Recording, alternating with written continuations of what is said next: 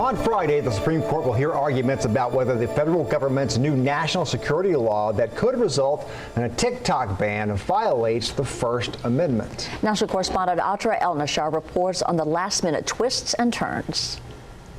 An unprecedented clash between Silicon Valley, Congress, and the incoming president has Americans looking up from their phones and turning their attention to the Supreme Court. In a Hail Mary to save its future in the U.S., TikTok convinced the Supreme Court to hear their case and decide whether a new national security law violates the First Amendment. Last spring, with broad bipartisan support, Congress and President Biden created the Protecting Americans' Data from Foreign Adversaries Act, requiring TikTok to be sold from its Chinese parent company ByteDance by January 19th or be banned in the U.S. We just want the ownership not to be in the hands of a nation that is an adversary. TikTok is going to argue that the First Amendment rights of TikTok and also of the creators of TikTok are being absolutely infringed. Before they rule in the case, the justices will decide whether to keep the deadline for TikTok to be sold in place. Or will the Supreme Court look for ways to have the law delayed? A delay is exactly what President-elect Trump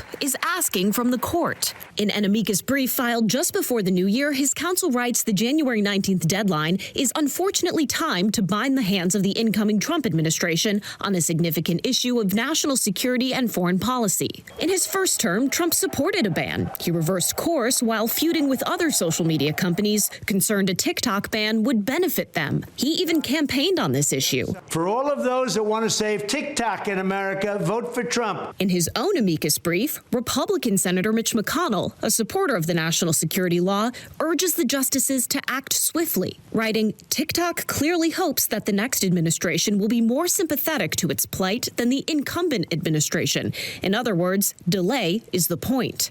9 justices, 3 of whom appointed by Trump, facing decisions that will majorly impact free speech, national security, and tech. We'll know the outcome in less than 2 weeks. In Washington, I'm Atra El-Nashar reporting.